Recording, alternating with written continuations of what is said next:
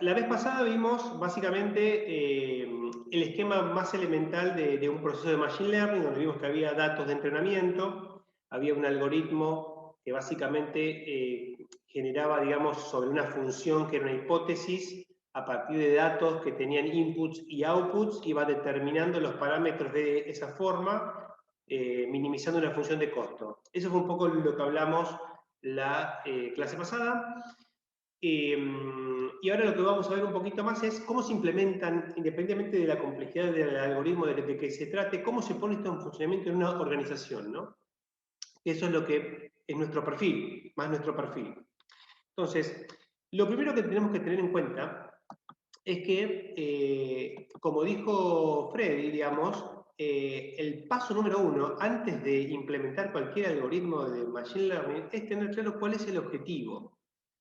Y esto de vuelta tiene que ver con cómo se encuadra el problema, cómo se plantea un problema, para después sí, digamos, decir, bueno, con este objetivo, suponete, o supongamos que el objetivo sea detectar los clientes que tienen altas probabilidades de suspender los servicios de la compañía. Vamos a suponer que somos una empresa de suscripción como Netflix y queremos detectar el comportamiento de un cliente antes de que cancele el servicio.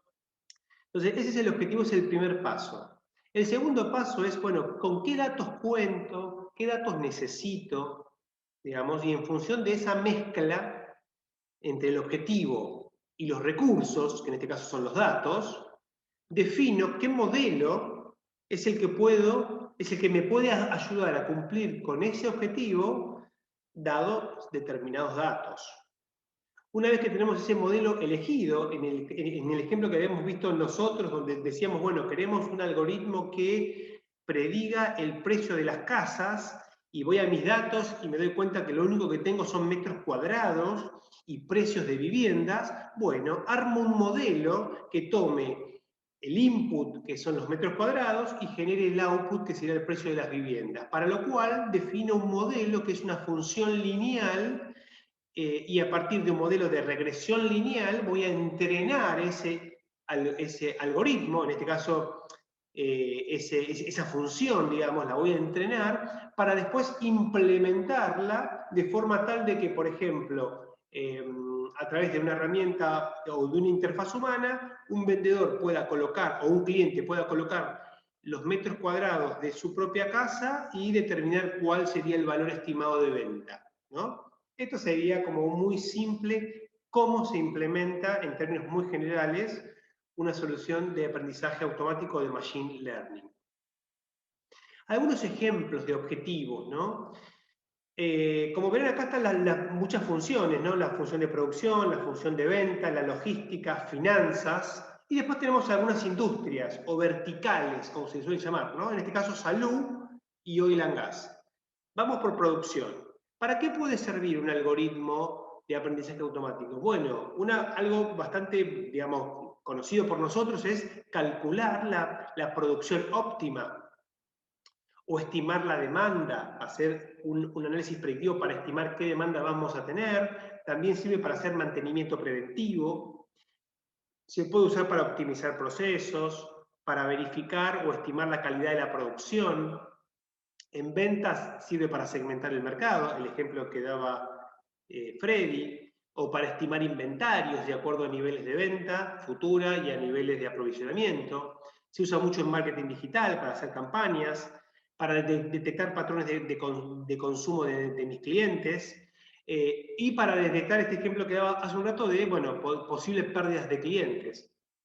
En lo que es transporte se utiliza para la gestión automática de precios. Esto es lo que hace, por ejemplo, Uber, para programar vuelos, compañías aéreas, o Despegar, por ejemplo, para gestión de quejas y reclamos, para todo lo que es la virtualización de los procesos y análisis de sentimientos de mercado, que es algo que también mencionó Freddy. En el mundo de las finanzas se usa mucho para detección de fraudes, para lo que es el rating crediticio, para virtualizar procesos también, para lo que es determinar promociones y descuentos, el ejemplo que también daba Freddy de la promoción en tiempo real de Smart Data. para todo lo que es préstamos automáticos, sistemas de scoring que hagan préstamos automáticos en función de determinados datos. Eso lo usan mucho en las industrias de fintech, ¿no? Todo lo que es, bueno, y después cobertura financiera como herramientas un poco más sofisticadas. Y después podemos ver ejemplos de determinados segmentos, como salud, ¿no? Se utiliza para lo que es el diagnóstico de alta temprana, segmentación de riesgos de la cápita, scoring de asociados, detección de fraudes, medición de riesgos de mala praxis, en oil and gas para automatizar procesos, para determinar precios de transferencia, mantenimiento preventivo, procesamiento de datos sísmicos, todo lo que es el estudio, ¿no? de lo que es la parte de downstream, que es cuando hacen los pozos, y la gestión de capacidad energética como un sistema más de estimación de oferta y demanda. Entonces, fíjense que estos son como objetivos, fíjense que todo lo que ven acá ustedes lo conocen, son problemas que no son nada del otro mundo, ¿no? Digamos, solemos resolver estos mismos problemas con intuición o con datos parciales, o simplemente con datos, pero no necesariamente con un proceso de machine learning, ¿no? Donde de alguna manera la que toma la decisión es el propio algoritmo y no digamos, el decisor necesariamente. Acá hay un ejemplo, ¿no? de lo que sería una base de datos. Este es el caso de, se puede usar para Uber, ¿no? Donde yo tengo una base de datos, fíjense que tenemos el month, el day, hour, minute, es decir, tenemos el momento en el que, vamos a suponer, se pide o me subo al taxi o pido el auto, desde dónde lo pido y hacia dónde lo pido. Digamos, el pick-up latitud y el drop-off latitud, ¿no? Y longitud. Con esos datos geolocalizo. Y al costado, en el verde, tengo la etiqueta que son los precios que costaron esos viajes. Entonces, esto puede ser tranquilamente información histórica. Donde yo digo, bueno, mira, la verdad que fulanito de tal tomó el taxi a las 4 horas, perdón, el 16 de octubre, pasado el mediodía, en tal lugar y fue a tal lugar y el sistema le cobró 1,90. Bueno, yo podría con esta información generar un algoritmo que me permita estimar el precio a cobrar de acuerdo a los viajes ocurridos, ¿no? Este es un sistema un poco más complejo que el que vimos que el de la casa, pero básicamente es lo mismo. En vez de hablar de metros cuadrados, acá hablamos de month, day, hour, minute, latitud y longitud de subida y de bajada. Es decir, que tenemos por lo menos 6 parámetros contra un parámetro solo, que era el ejemplo de los metros cuadrados. Y siempre tenemos un output, en este caso, que es el precio del recorrido, ¿no? Una vez que tenemos los datos, lo que tenemos que ver es qué modelo elegimos. Hay como 3 grandes grupos de modelos dentro de lo que es el aprendizaje automático. Lo que se llama el perceptrón, que es lo que vimos en el ejemplo de la vivienda, ¿no? Ese es el perceptrón, que es como el modelo más simple de todos. Después tenemos el árbol de decisión, que es un modelo particular, digamos, de lo que es Machine Learning. Y después tenemos el más complejo de todos, que es el modelo de la red neuronal. Dependiendo cuál es el problema que queremos resolver y qué datos tenemos, podemos elegir alguno de estos modelos. Una vez elegido el modelo, lo que tenemos que hacer es repartir los datos. Estos que ven acá como 100% son todos los datos que disponemos del problema que queremos resolver. Lo que tenemos que hacer con estos datos es separarlos en diferentes sets de datos que cumplen diferentes objetivos. El training set me permite entrenar mi modelo. Es el set de datos de entrenamiento. Con el 50% de mis datos disponibles yo voy a entrenar el algoritmo. Con el 30% restante voy a validar probando posiblemente diferentes algoritmos. Yo voy a elegir varios algoritmos. Puede que pruebe o use un mismo modelo pero con diferentes hiperparámetros. Es decir, puedo usar una función lineal, una función cuadrática o una función polinómica, siempre hablando de un perceptrón. Entonces, yo puedo elegir 3 modelos y después con el set de datos de validación veo cuál de los 3 modelos performa mejor con ese set de datos de validación. Y una vez que elijo el mejor modelo, lo pruebo con los datos de test, que sería como la última prueba que hago. Con estas herramientas se utilizan, bueno, para elegir e ir refinando la implementación de cada modelo. Ahora en un ratito vamos a ver un ejemplo para que esto no sea tan abstracto.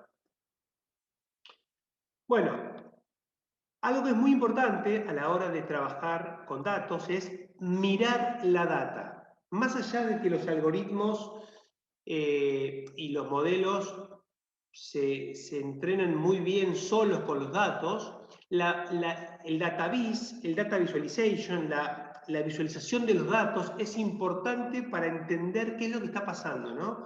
Si yo miro estos dos modelos de datos, me doy cuenta cómo el perceptrón es mucho mejor. En este caso, el perceptrón, piénsenlo como una función lineal, por eso está hecho como una recta, ¿no? Que separa los datos. Acá estamos determinando cómo una función lineal me permite separar los datos de manera exhaustiva. Ahora, si uso un árbol de decisión, como verán, que tiene otro método, digamos, donde el árbol de decisión funciona determinando las variables que me permiten separar los datos. Entonces, en este caso estaría usando como dos variables, una representada por la línea recta y otra por la línea horizontal. Y en este caso un árbol de decisión no es tan efectivo como un perceptrón. Bueno, esta conclusión la puedo ver no solamente corriendo los modelos, sino simplemente mirando los datos. Si yo miro los datos me doy cuenta que una función lineal tranquilamente resuelve este problema. Que fue un poco lo que hicimos nosotros cuando vimos el ejemplo de las casas.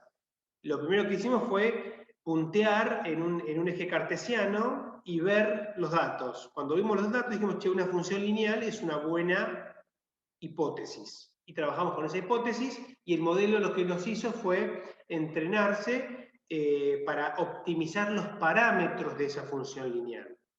Pero la función lineal sabíamos que iba a tener resultados. Bien. Un poquito más técnico, ¿cómo se implementa esto? Nosotros tenemos datos, en general en una base de datos, que es lo que está, digamos, a la izquierda. Como dijo Freddy, eso hay que procesarlo, preprocesarlo. Eso requiere un laburo de masajear esa información, trabajando con outliers, con datos nulos, con metadata, con diferentes aspectos de los datos para generar la información que después sí me permita entrenar mi modelo. Una vez que el modelo está entrenado, se genera un modelo que es deployado, por ejemplo, en este caso, en una aplicación web, que después ese modelo que está en una aplicación web, después es consumido desde un cliente, por ejemplo, utilizando la tecnología de API REST, que es una tecnología para permitir que sistemas dialoguen entre sí. Entonces yo desde un cliente puedo hacer una petición diciendo, mirá, tengo estos metros cuadrados, decime, devolveme cuál es el precio estimado de la vivienda, ¿no? Y eso lo hago desde un cliente Android o un cliente iOS y hablo contra un servidor que es donde está alojado el modelo muchas veces. A veces el mismo modelo está directamente en la app que estamos usando. Eso depende de las implementaciones. Bueno, el estado del arte en lo que es la inteligencia artificial son las famosas, o no sé si tan famosas, redes neuronales, o lo que se conoce como deep learning, aprendizaje profundo, ¿no? Las redes neuronales se utilizan en general para trabajar con problemas no lineales.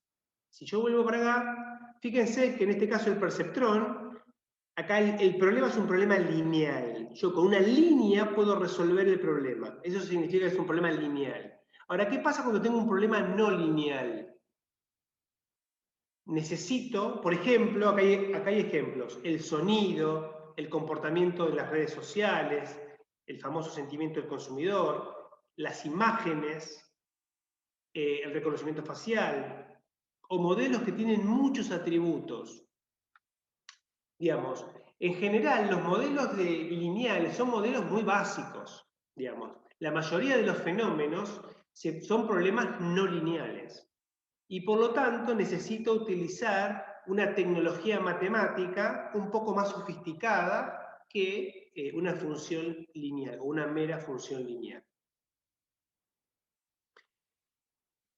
Entonces, lo primero que, acá tenemos un ejemplo, ¿no? Digamos, el ejemplo de reconocimiento de imágenes. Entonces, una primera pregunta que nos podemos hacer es, ¿cómo desarrollo una hipótesis que me identifique la siguiente foto como un auto? O sea, cuando vimos la casa, yo dije, bueno, tenemos los metros cuadrados, tenemos el precio, tiramos un eje de coordenadas y rápidamente nos dimos cuenta que una función lineal iba a andar lo suficientemente bien.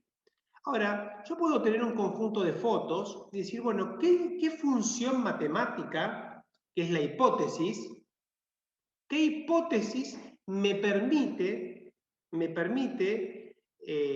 entender que va a ser aplicable a la identificación de autos o vehículos en una fotografía? Bueno, esa es una pregunta un poco más compleja. Y en principio yo le diría que la respuesta es, no sé qué función me permite hacer eso, no lo sé. Acá caemos en la famosa paradoja de Polonius.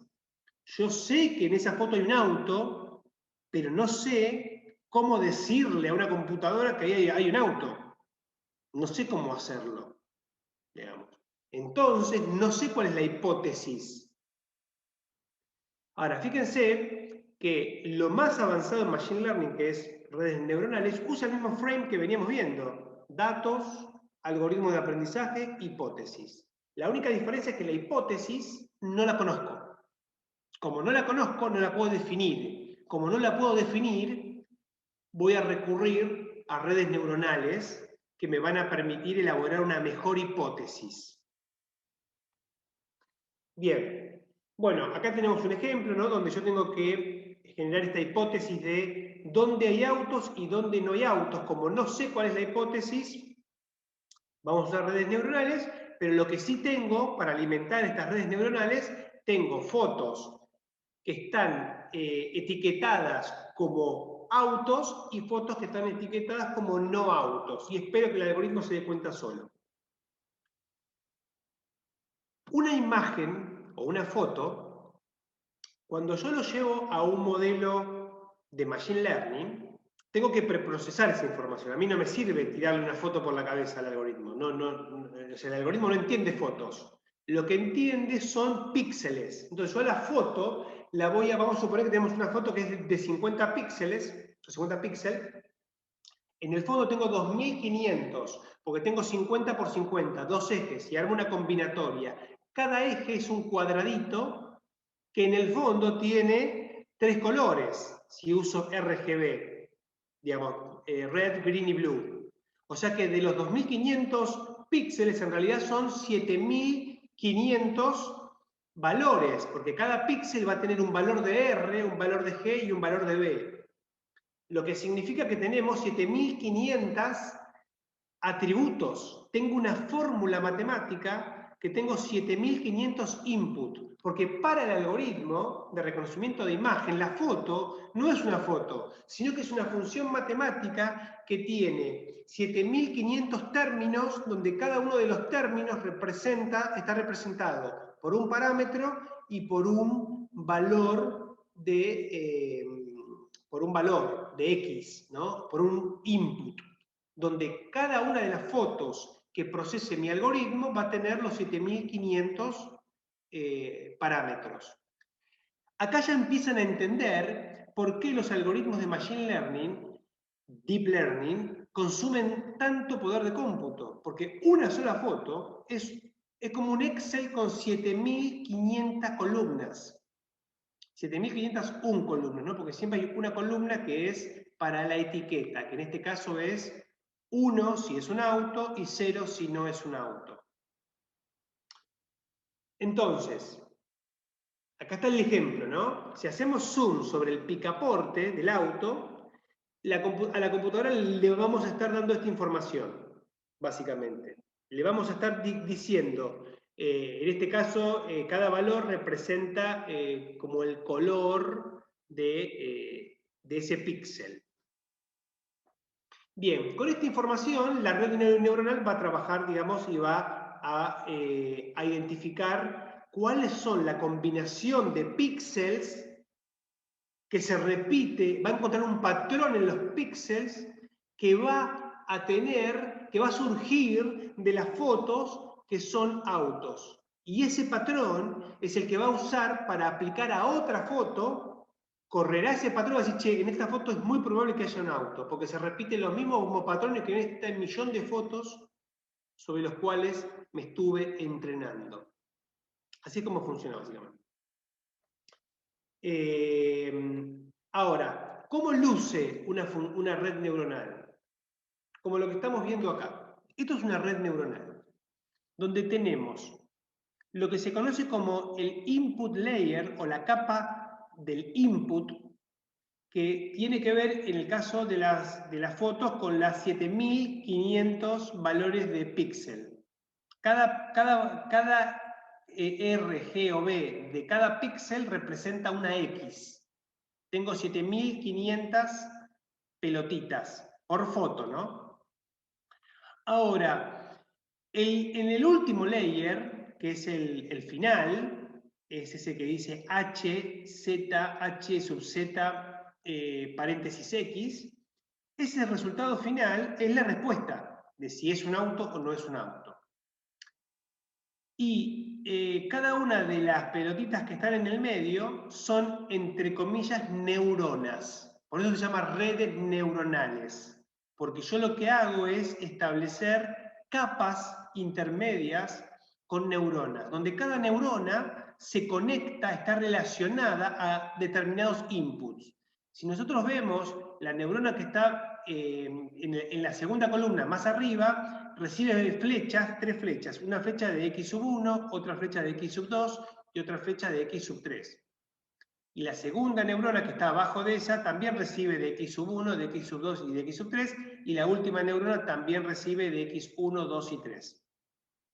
Y después vemos que en la tercera capa, que hay solamente 2 neuronas, la neurona de más arriba recibe input de tanto de la neurona 1 como de la neurona 2 como de la neurona 3, y así con cada uno. Entonces, vemos cómo se va armando un entramado, que es un entramado que vendría a ser nuestra hipótesis. Nuestra hipótesis en realidad es una arquitectura de redes neuronales, de neuronas vinculadas entre sí. Y cada una de estas neuronas lo que hace es generar un cálculo, una función lineal, digamos, en principio una función que no es más que la suma de, vamos a la neurona número 1, que sería la de más arriba, es la suma de x1, x2 y x3 ponderado por un parámetro. Es decir, x sub 1 por el parámetro sub 1, más x2 por el parámetro sub 2, más x3 por el parámetro sub 3. Eso es lo que aparece acá abajo como la función. Ven que hay una función abajo que dice, acá tenemos como la neurona más, la red neuronal más básica y elemental del planeta podría ser esta, donde tengo 4 variables de ingreso, en realidad tengo 3 variables de ingreso, siempre agrego un x sub 0, que tiene valor 1, digamos. Ahora después puedo explicar por qué, digo, pero en principio simplemente ténganlo presente. Y fíjense que abajo hay una fórmula que dice h de x es igual a g, paréntesis, y una función lineal, donde tengo z sub 0 por x sub 0, más z sub 1 por x sub 1, más z sub 2 por x sub 2, más z sub 3 por x sub 3. Esa G se llama que es la función de activación, y que en el fondo, chicos, es la función que está más arriba, ¿no? Que dice 1 sobre 1 más E menos la sumatoria, que sería básicamente la función que estamos viendo ahí abajo. Bueno, acá no es para que sepan matemática, pero sí es para que tengan una idea más o menos de cómo se conforma matemáticamente una red neuronal. Y acá vemos un ejemplo, otro ejemplo de una red neuronal donde, en este caso, fíjense que tenemos 4 outputs. Tenemos 3 inputs, que son las pelotitas azules que están a la izquierda, y las últimas 4 pelotitas son los outputs.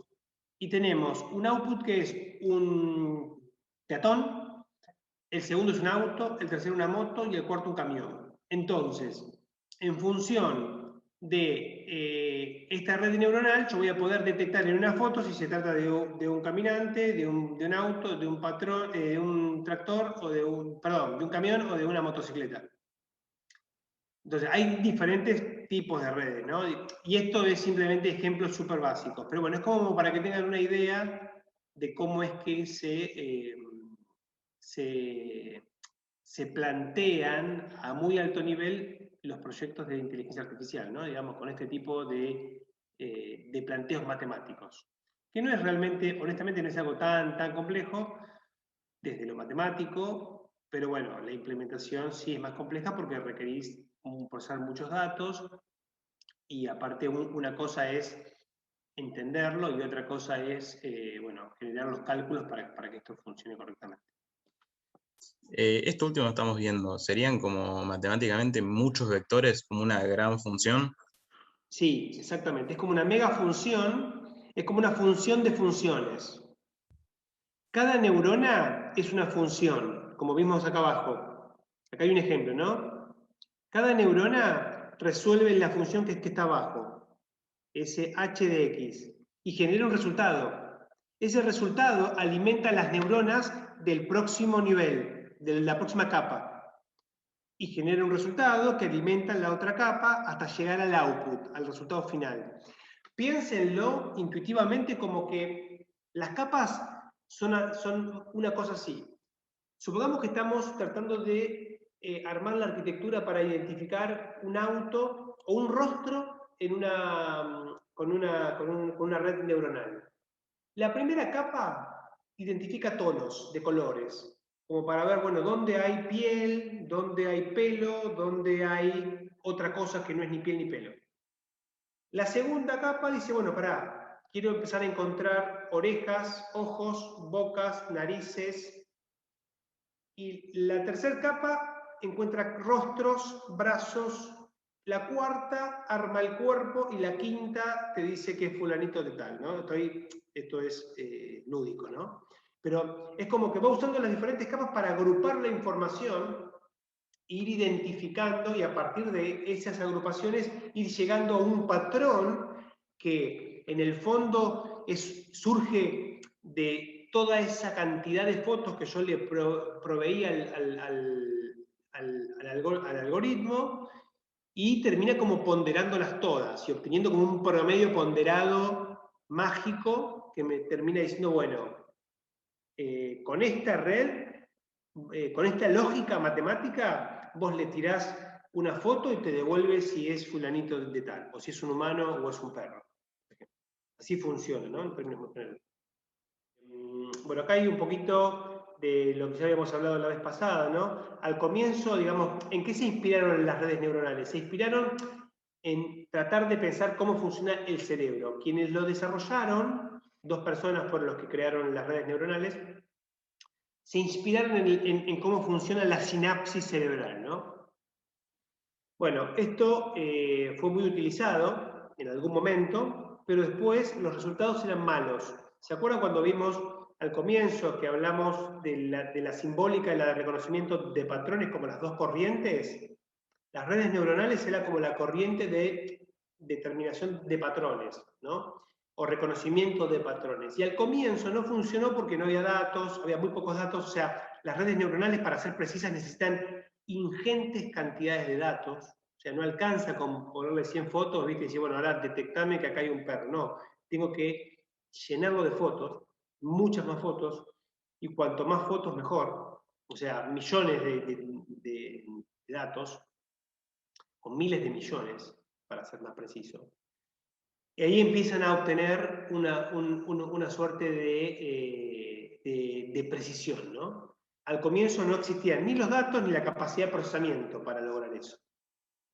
Y bueno, hoy, en la actualidad, digamos, el estado del arte, lo que es inteligencia artificial, usa básicamente redes neuronales para lo que es las actividades más complejas, digamos.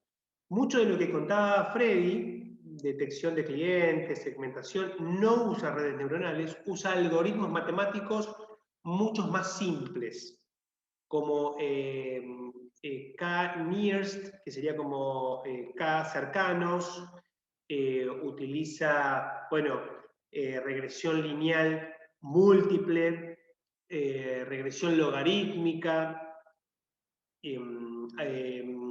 también usa mecanismos para segmentar con clusters, haciendo clusterización de datos. Bueno, hay modelos, hipótesis que son mucho más simples que las redes neuronales. Y lo que se suele decir muchas veces es, a ver, no usemos una red neuronal si no es necesario. O sea, si un modelo simple me resuelve el problema, ¿para qué voy a implementar una red neuronal que consume un montón de energía, un montón de capacidad de procesamiento? Hay redes neuronales que se corren en Amazon, por ejemplo, y cuestan una fortuna, digamos. Cuestan más de $100.000 entrenar un algoritmo altamente sofisticado. O sea, no necesariamente es barato. Si estamos hablando de herramientas world class de la máxima precisión posible, ¿no? Por ejemplo, para entrenar un algoritmo que pueda generar un auto autónomo, ¿no? Un auto que se maneja solo, ¿no? Estamos hablando ahí de lo más sofisticado que hoy anda dando vuelta. Si queremos entrenar un algoritmo de redes neuronales para detectar el comportamiento de la pandemia, seguramente con unos miles de dólares nos alcanza. Bien, les quiero mostrar un ejemplo para que entendamos de qué se trata esto de las redes neuronales. Perdón, de la inteligencia artificial. Para lo cual acá traje un ejemplo muy simple. Vamos a hacer, no lo vamos a hacer, pero te los voy a contar, digamos. Pero esto es como un pequeño caso, ¿no? Este es un caso que yo doy en una maestría de finanzas, en lo que es en la materia de forecasting, donde ahí utilizamos algunas cositas de estas. Pero yo se las voy a dar acá como un ejemplo para que lo vean, ¿no? Imagínense que ustedes son gerentes del área comercial y necesitan proyectar las ventas. Por lo tanto, tienen que armar un modelo predictivo de cuáles van a ser las ventas de los próximos años. Y tienen esta información. Tienen información de ventas históricas de los últimos años, agrupada por trimestre. Y acá tenemos, vamos a suponer esto es plata, cantidad de plata vendida. Acá estamos viendo un pequeño set de datos, muy humilde, de ventas históricas. Y yo lo que necesito es armar un modelo para proyectar las ventas. ¿Cuál sería, a ver, qué modelo básico se les ocurre que podemos implementar? Podemos usar un modelo de regresión lineal, o sea, una función lineal que de alguna manera me permita proyectar esta información. Yo tengo que identificar un patrón de comportamiento. Yo lo primero que puedo hacer es establecer una hipótesis. ¿Cuál es la hipótesis? Bueno, acá Juan nos dio una hipótesis. Nos dijo, usemos un modelo de regresión lineal. ¿Cuál es la hipótesis que estoy estableciendo? Y estoy estableciendo una hipótesis que me dice que hay una relación lineal en las ventas. Que las ventas se pueden modelar a partir de una función lineal. Hago una pregunta, ¿cuál sería el input de esa función lineal y cuál sería el output?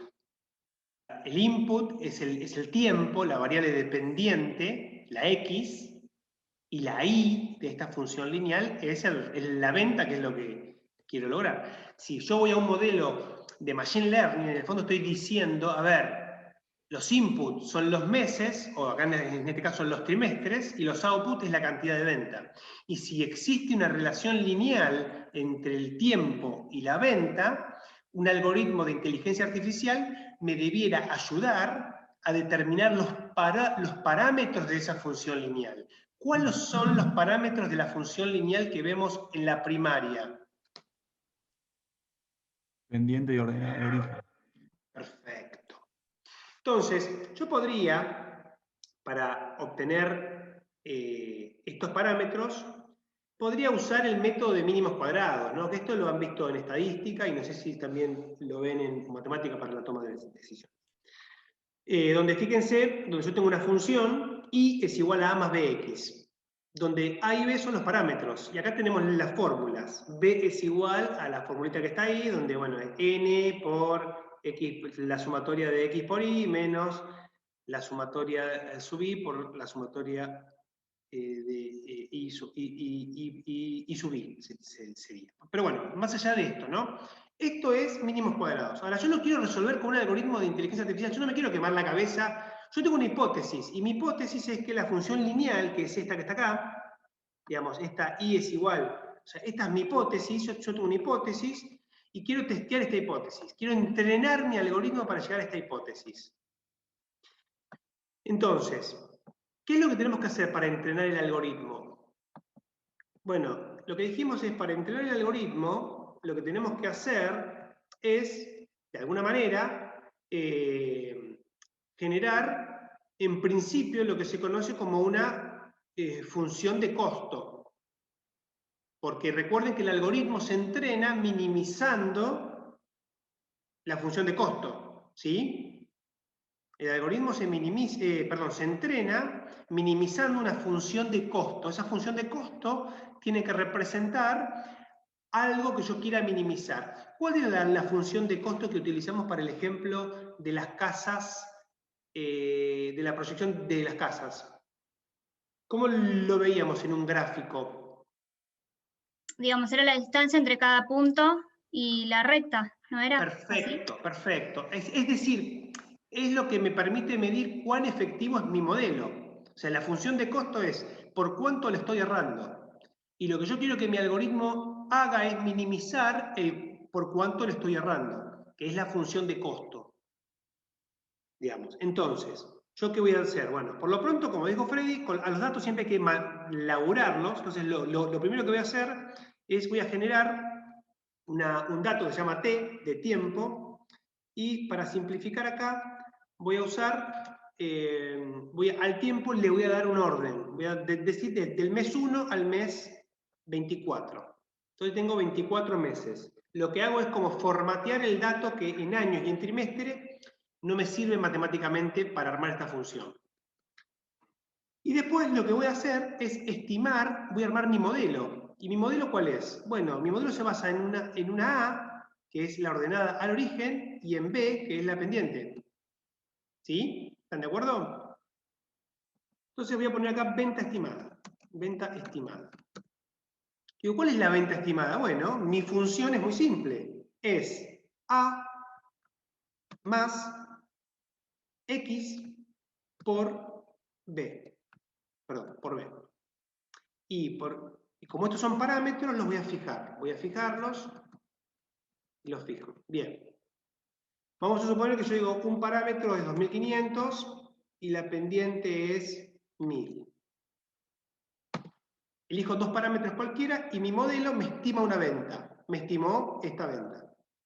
Yo podría venir para acá y estimar mi modelo. ¿Sí? Acá tengo mi modelo. Este es mi modelo que tengo esta venta estimada. ¿Cuál es la distancia que hay entre mi modelo y esto? Bueno, la distancia entre los puntos. Lo puedo hacer así. ¿Cuál es? Esta es la distancia que tengo entre los puntos. Acá tengo la distancia. ¿Está bien? Y lo que podría hacer es, por ejemplo, lo que se suele hacer, como la distancia, en este caso, porque estoy usando ciertos parámetros, pero si yo pongo acá un parámetro como, vamos a poner acá, no sé, 8000. Fíjense cómo tengo algunos puntos que están por encima de la curva y algunos que están por debajo. En realidad, digamos, mi curva me está acá subestimando y acá me está sobreestimando y así sucesivamente. Entonces, yo para no afectar la cuestión del signo, lo que puedo hacer es usar valores absolutos o elevar al cuadrado. Cualquiera de las dos funciones. Vamos a elevar al cuadrado esto para que no se me compensen las variaciones. Y acá tengo una función de costo. Entonces, ¿yo qué hago? Digo, sumo todo el costo total, lo sumo completo, y digo, bueno, bárbaro. Mi función de costo me da este número. Entonces, ¿cómo puedo entrenar el algoritmo para que me determine los parámetros que minimicen mi función de costo? Es decir, que hagan que esta curva sea lo más parecida a estos valores. Bueno, lo que puedo hacer es utilizar una función del Excel, que les va a venir muy bien si no la conocen, que se llama Solver. Solver es una función que nos permite recrear lo que hace un algoritmo de inteligencia artificial con un simple Excel como lo estamos haciendo ahora. Yo voy a hacer la prueba, no sé si esto va a funcionar, pero vamos a probar. Yo voy a ejecutar Solver y ¿yo qué le voy a decir? Yo quiero minimizar, quiero este valor, que son los 2 millones, estos que están acá, los 2.700 millones, quiero minimizar ese valor. Este es el objetivo que le establezco a Solver. Le digo, minimizame este valor. ¿Jugando con qué valores minimizarlo? Jugando con estos dos valores. Con estos dos valores quiero que me minimices la función de costo. O sea, en el fondo, lo que yo estoy haciendo acá es le estoy dando una instrucción al Excel, y acá tiene, fíjense, métodos de resolución. Hay varios. Este método de resolución, tómenlo como el algoritmo de aprendizaje. Ahora Excel lo que va a hacer es va a empezar a iterar en lo que es A y B, tratando de llegar al valor mínimo de esta función de costo. ¿Qué es lo que vimos en la clase pasada? Yo esto le doy resolver, vamos a ver qué pasa, ahí resolvió. ¿Y qué dice esta solución? Me dice, mira, la A óptima, o sea, la ordenada al origen óptima es 6.900. Vamos a sacarle los decimales. Y la pendiente es 1.715 por mes, o 16. Entonces, y fíjense que mi función de costo se redujo. Estaba en 2.700 y ahora es 664. Lo que acaba de hacer el Excel es, en el fondo, entrenar y devolverme los parámetros que optimizan este algoritmo. O sea, este algoritmo llegó a su máxima capacidad de explicación. Y la mejor explicación son estos parámetros. Si yo vengo acá, fíjense, yo acá ya lo tengo, y le digo al Excel, armame un gráfico con los datos reales, que son estas curvas azules, y el dato, digamos, punteado es la función lineal, es decir, mínimos cuadrados, es decir, mi estimación, y fíjense que los parámetros de esa curva que me los da Excel, acá hay una función en Excel que me permite, acá creo que es línea de tendencia, más opciones. Acá el Excel me permite establecer una función lineal, por ejemplo, y pedirle que presente la ecuación y el R, que es lo que ya está acá, digamos, esto ya está hecho. ¿Y qué hace esto? Bueno, acá está de vuelta, ¿no? Estoy viendo los parámetros, estos parámetros son los mismos que calculamos nosotros con Solver, que sería con un algoritmo de inteligencia artificial, llamémoslo de alguna manera, y me dan este R cuadrado. Recuerden que el R cuadrado es la capacidad de explicación que tiene un modelo, es una medida de precisión. Entonces, si ustedes miran esto, ¿qué creen? ¿Que esto es una buena estimación o una mala estimación? ¿Qué opinan? Una buena estimación porque se acerca bastante al 1. Está bastante cerca de la recta. Sí. El hecho de haber hecho los valores de costo positivos, que los hiciste al cuadrado, ¿no hace que se eleve mucho el número? ¿No tendría que ser valor absoluto? Es lo mismo, es lo mismo. Ah, ok. No te cambia, porque vos lo que te va a cambiar es el resultado el resultado concreto de la función de costo, pero a vos lo que te interesa es minimizar el resultado. No importa si es al cuadrado y es un número muy grande, o si es absoluto y es un número más chico, digamos. Ambas funciones de costos son equivalentes y debieran arrojar los mismos parámetros como resultado de la optimización de la fórmula. Ah, ok, ok. ¿No lo tenés que desestacionalizar? Bueno, ¿qué pasa? Yo miro esto y digo, che, parece que hay algún patrón que me estoy perdiendo. Parece que la función lineal, cuando un algoritmo es muy simple, cuando la hipótesis es muy simple, decimos que nuestro sistema está sesgado. Es decir, que no termina de representar acabadamente lo que queremos analizar. Esto pasa mucho en Machine Learning, que usamos modelos muy simples a veces. Y a veces son, como dijo el alumno anterior, suficientemente buenos, porque tenemos un 83% de R cuadrado, es un montón eso. Recuerden que el R cuadrado es el cuadrado de la correlación, o sea, una correlación del 90%. Es muy alta la correlación. Sin embargo, se puede optimizar. Entonces, yo ahora lo voy a mostrar para que lo vean, no más que nada para eso. Yo podría complejizar el modelo y generar un modelo que, aparte de usar la X como tiempo, utilice 3 variables más, que se llaman variables dummy, o variables tontas, digamos, que diría, bueno, la primera variable me marca el trimestre 1, la segunda me marca el trimestre 2 y la tercera me marca el trimestre 3.